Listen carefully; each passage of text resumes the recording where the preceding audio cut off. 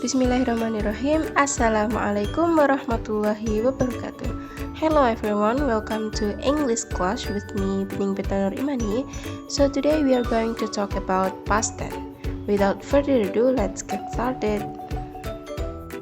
Today we have 4 contents to talk about. The first one is introduction.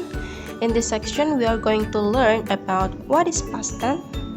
And then the second one, we are going to learn about function. What is the function of past tense? And then we are going to learn about the types. How many types in past tense? And the last one, we are going to learn about the formula. How to arrange a sentence using past tense. In this discussion, I'm going to use two languages, which is English and Indonesia. Jadi saya akan menggunakan dua bahasa tersebut. Kita mix gunanya untuk memudahkan teman-teman dalam belajar past tense. Alright, let's move to our core activity. The first one is, what is past tense? In grammar, the past tense is the verb form you use to talk about things that happened in the past. When you say, I joined the circus, the verb join is in the past tense. When people write or speak using the past tense, they are describing something that happened earlier. Jadi past tense ini adalah kalimat yang digunakan untuk menceritakan sesuatu yang sudah terjadi. Misalnya, I joined the circus. Aku ikut di suatu sirkus. Nah, ikut dalam kalimat past tense ini sebenarnya dia menceritakan bahwa dia pernah ikut.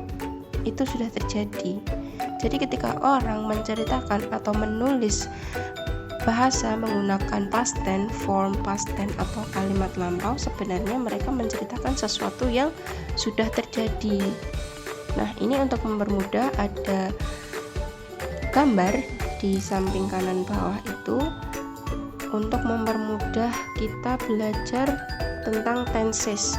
Jadi ada 3 waktu, past, present, sama future. Lampau, yang sedang terjadi, dan masa depan. Kita akan fokus ke past atau masa lampau. Ini ada beberapa keyword seperti to be 2. To be 2 itu maksudnya to be lampau, was, were. Lalu to be 2 plus verb ing, ada had plus verb 3, ada had been plus verb ing. And then, what is the function of past tense? The function of past tense in speech and writing is to express action, activity, or a state of being to have happened in the past. Its principal purpose is to place a situation or action, or to refer to habitual activities, states, conditions, and events in the past.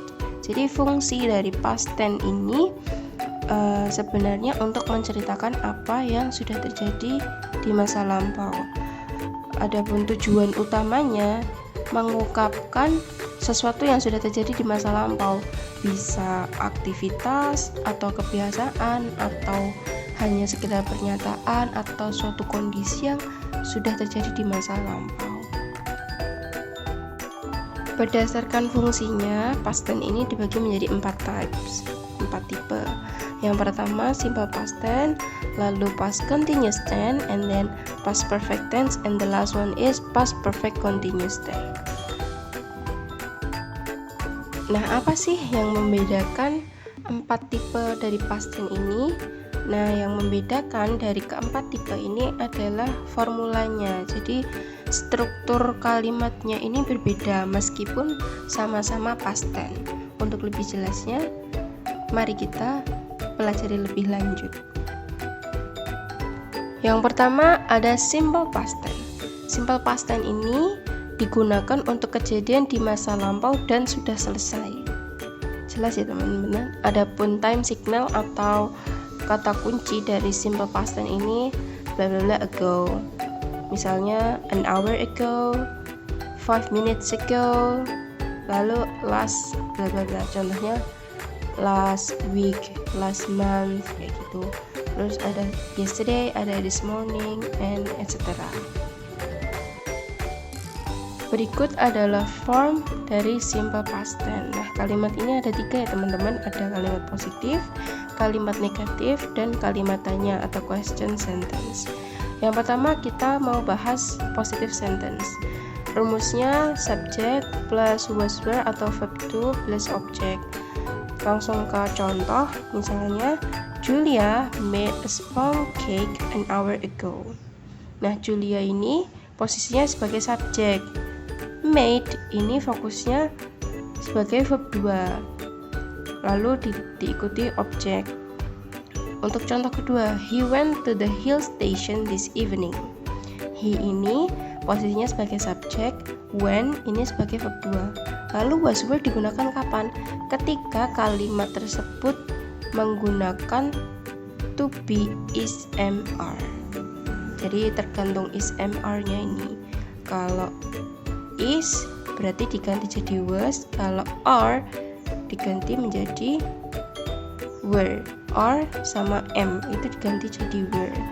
Jadi kita lihat formnya tuh, form kalimatnya seperti apa. Kebetulan di contoh ini subjek langsung verb, jadi verbnya dari verb 1 diganti ke verb 2, maka itu sudah jadi bentuk simple past tense. Yang kedua ada negative sentence. Rumusnya subject plus did not plus verb 1 plus object. Loh, kok pakai verb 1 padahal di positive sentence pakai verb 2? Karena di negative sentence kita pakai did not.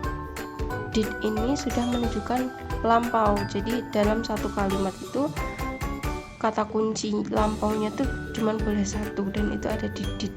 Jadi verbnya balik lagi ke verb awal. Contohnya, Julia did not make the sponge cake. He did not go to the hill station. Jadi did not plus verb 1. Yang dilampaukan did-nya bukan verbnya.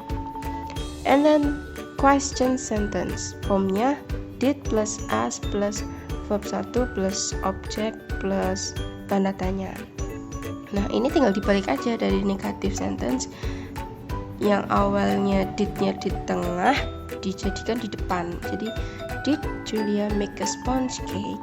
Did he go to the hill station? Begitu. Now let's move to the second types of past tense, which is past continuous tense. Jadi past continuous tense ini digunakan untuk kejadian yang sedang berlangsung di masa lampau dan mungkin masih berlangsung ketika peristiwa lain terjadi. Nah, ini ada 2 jenis garis. Yang garis kiri ini kejadiannya ada 2 teman-teman. Garis merah sama biru ini menggambarkan kejadian. Nah, ini yang kiri ini 2 kejadian yang tidak beriringan, dan yang kanan ini 2 kejadian yang beriringan. Nah, untuk form dari past continuous tense seperti yang ada di layar, rumusnya was were plus verb ing.